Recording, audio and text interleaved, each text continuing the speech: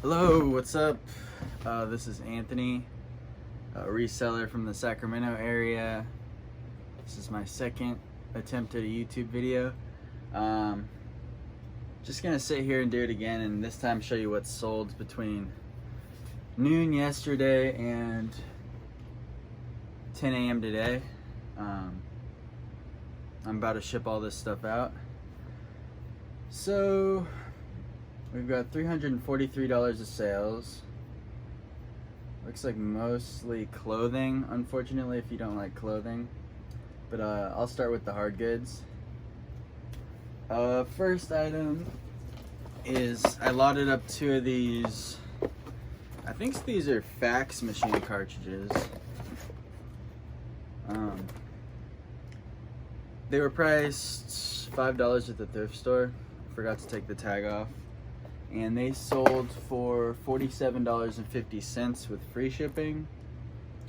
They're actually selling pretty consistently for $25 a piece, just selling one. So I picked them up. The sell-through rate wasn't that good, but I figured if I lotted them up and just made them a tiny bit cheaper, they would sell, and they did. I don't always look up obsolete items like that, like fax machine cartridges, which is what I think those are. But this time I did, just because I was trying to get more hard goods, because I get pretty bored of selling a lot of clothing. And like I said, $47 for that, $10 into it. Here we've got this guy. I made a video yesterday where I called this an old lady item, and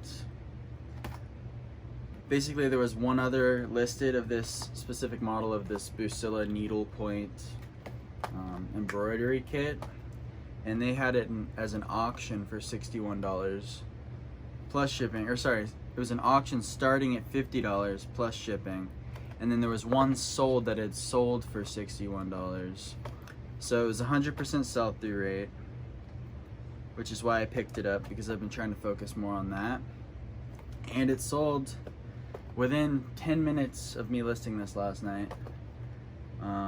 I did it at $50 with best offer plus shipping, and someone offered me $41, and I figured, oh, sure, sounds good. I paid $4 for it. Fortunately, everything else that sold as clothing or shoes. Sold 2 pairs of cycling shoes. Cycling shoes are always a good seller. These ones are a super small women's size. Let's see. Oh, the thrift store tag's still in there actually, so I could probably see what they. It was all wadded up in there. Alright, it looks like I paid. I usually take the tags off, by the way, before I photograph, but it looks like I paid $2 and something cents. I don't know if that's right. I probably paid like $5 to $10 for these. And they sold for $25 plus shipping. This brand is Specialized. I learned about this brand because my dad was a cyclist for about a year.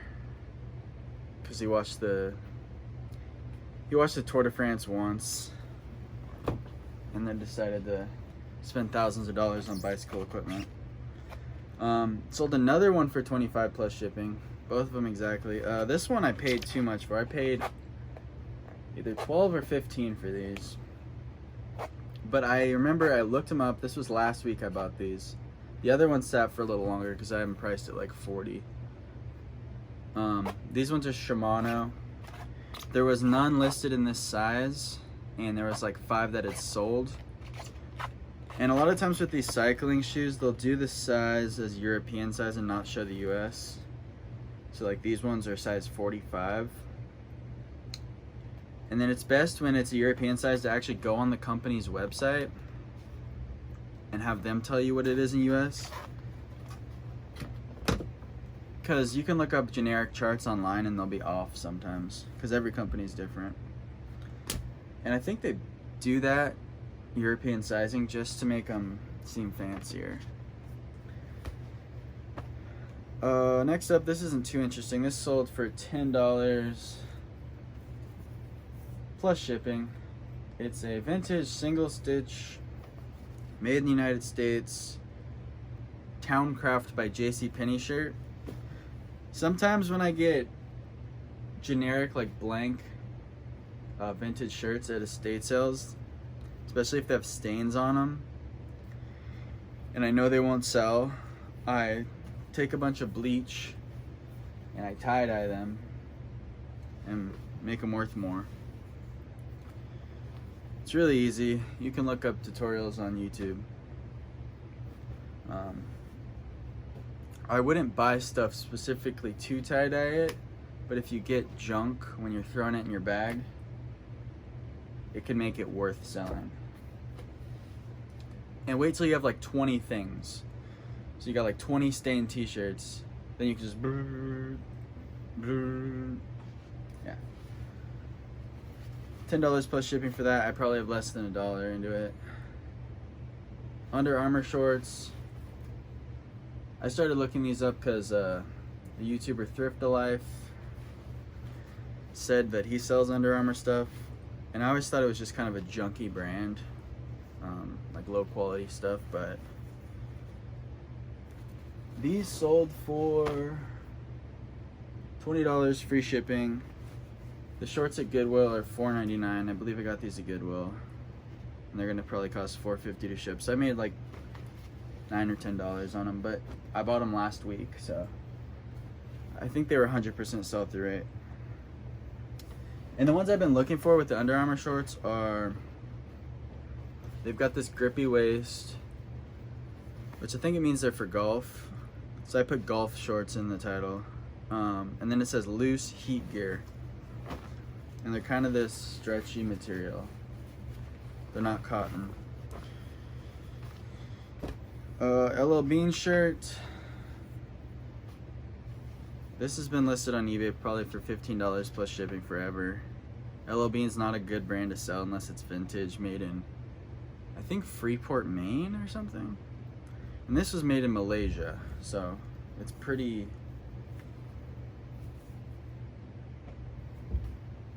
something. And it's got a lot of wrinkles, and I know the picture had wrinkles. I tried to get them out, and I think that dropped the value a lot. Someone offered me $9 plus shipping for it, and I was like, you can have it. Similar story with this Orvis shirt. It's like some weird soft canvas material. Orvis also isn't great unless it's vintage. But I went through a phase where I was buying everything LL Bean and Orvis because I had bought one Orvis shirt that sold right away, and I had bought one LL Bean shirt that sold right away. So I thought, oh man, these companies are great. Nobody must know about these. Don't do that. You gotta look things up. And I think the sell-through rate, at least for clothing, is the best way to do it. I finally dropped the price on this. I think I had it at like $25 forever, and I dropped it down to $17 plus. I think this is over a pound, but I put it in 6 ounces just to make it cheaper on the shipping. If I don't know what something's worth, I usually charge shipping. If I know exactly what it's worth, because a ton of them have sold for a certain price, like with these, I did 47 free shipping because I know they sell for 25 a piece with free shipping, and I was like, well, I can be $1.50 cheaper on each one if I put 2 together. And these will probably cost $10 through pirate ship if I just put them in a poly mailer with bubble wrap around them.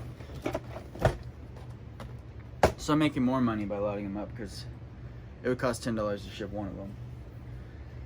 Next on the list is this. Here's something I didn't look up when I bought it. It's like a Looney Tunes duck shirt. It's on the Warner Brothers tag. I don't think it's vintage because it was made in Hong Kong.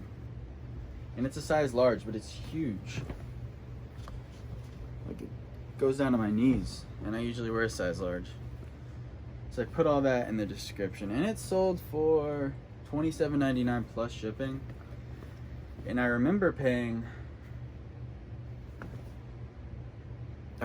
nervous about buying it So I think I might have paid $10 for it.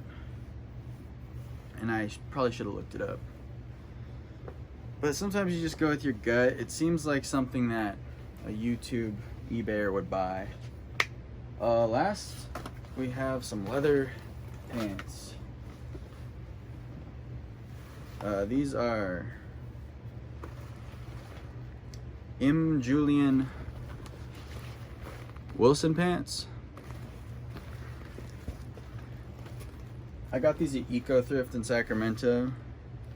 They're in perfect condition. They were $10, and I had remember selling the same ones before. I think they're for like motorcycling or Halloween. They're size 34. They don't have the length. Whenever I list pants, I always measure them. So I'll put Wilson M. Julian leather pants, black, motorcycle, size 34, and then in parentheses I'll put measures size 36 by, I think these were 33. And that way you have two sizes in the description or in the title, so when they're searching, more people will see it, and you're more accurate. And then people, when they ask you questions, you don't have to pull it back out and measure it. And those sold for $50 plus shipping. So I made about 40 bucks on those. And that is it for today.